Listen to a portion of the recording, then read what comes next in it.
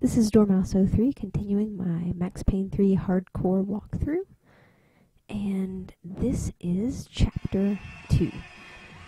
And so I was talking about some strategies in the first video, and I'm going to mention another one right here.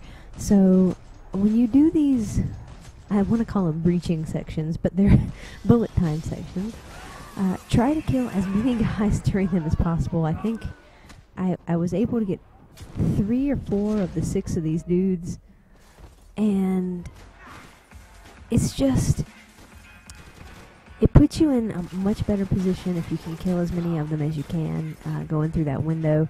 I didn't want to bother with trying to do it perfectly for the recording here, but as many of them as you can get as possible will be super helpful for you in any section like that. And if you want to take the time and try to get all of them on these sections, it'll help you a lot, because, you know, I burned a painkiller there because it just leaves you in such a horrible position there on the floor down where they're shooting you from the steps. So whenever a section like that comes up, you should try to take them out as many as possible. And there's going to be a little part coming up here. Whenever it brings you back from a cutscene, this game has a tendency to put you back in a really bad position. Like right here, these guys are all shooting at you. You are out of cover, exposed.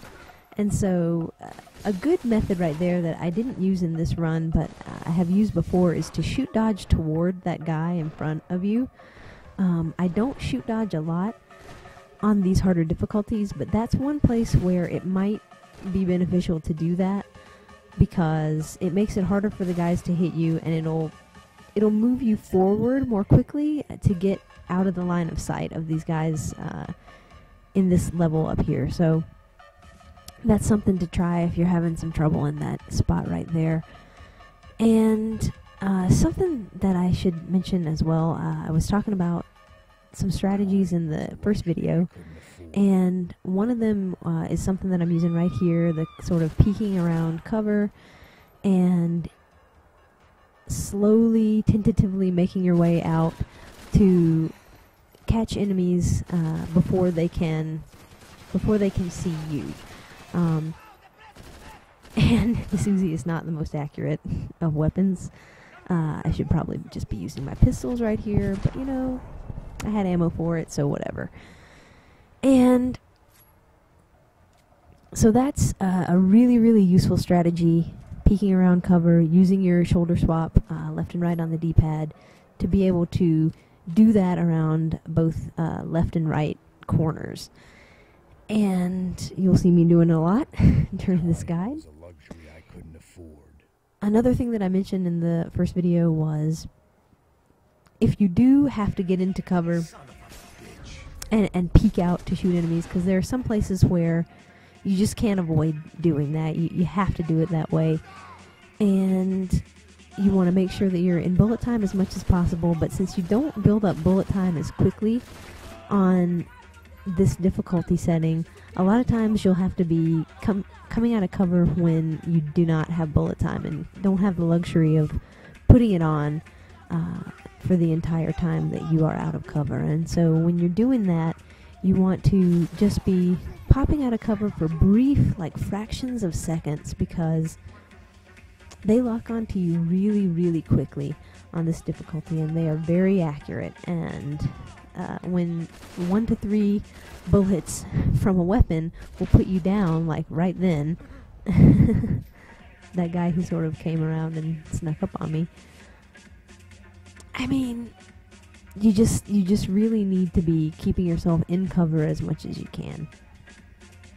And another good technique to use when you have to be sort of in cover like this, where you're going to have to pop up to be able to shoot guys, is to use blind fire.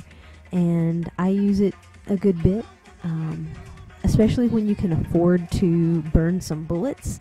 So if you get a weapon that's kind of inaccurate like this Uzi, it's not really going to be very wasteful if you just sort of spray at people.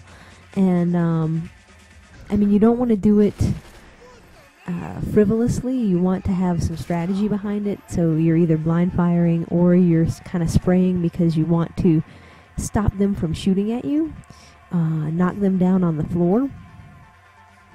So a lot of times if I am kind of trying to get a guy and they're sort of running at me, I'll often just kind of spray in a horizontal line around where they are and try to get them to fall on the ground, or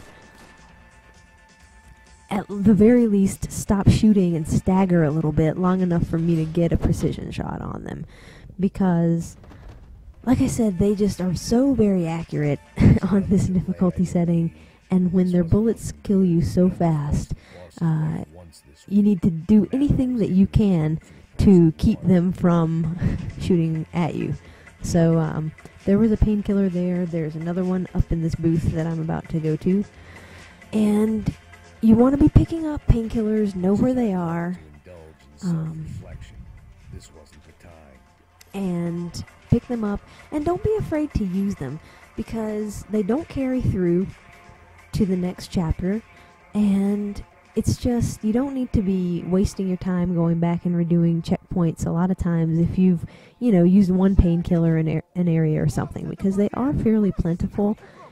And as long as you know that there's not going to be a super tough section coming up, then I'd say use them, because, like, I've got 5 right now. I might use 1 or 2 before we get to the part on the helicopter, and once you get on the helicopter, you're going to lose those painkillers anyway, so you might as well use them if you need to, and not worry too much about going through this without dying. And right here, I was trying to peek around this corner, and the door kept getting in my way a little bit, but that's just, it shows you that you can, look at that, man, super, super accurate. So you can go through doors that way. Sometimes you have to maneuver yourself a little bit and maneuver the door a little bit, but the doors like to close on you, and so you want to just be careful. Just be careful when you're trying to go through a door and use it as cover like that, because it sometimes can really mess you up. And this is the last sort of little room here, and it's slightly challenging because there are guys over to the left in that section with lots of tables, and they have a lot of cover, but most of them will run out for you, and you can sort of stand here where they can't really see you from the middle section, and try to again peek around and pick them off and get them to run out to the right at you and kill them that way. So this chapter isn't too bad, even on this difficulty. It's just a matter of knowing what situation you're going to come up against and preparing for it. And so,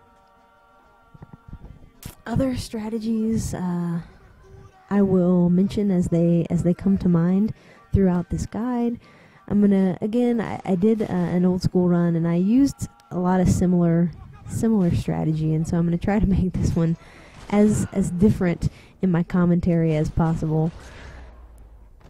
So I'm probably going to be talking about different things, maybe talking about some different modes, and some strategy that is relevant to this level of difficulty versus any of the others.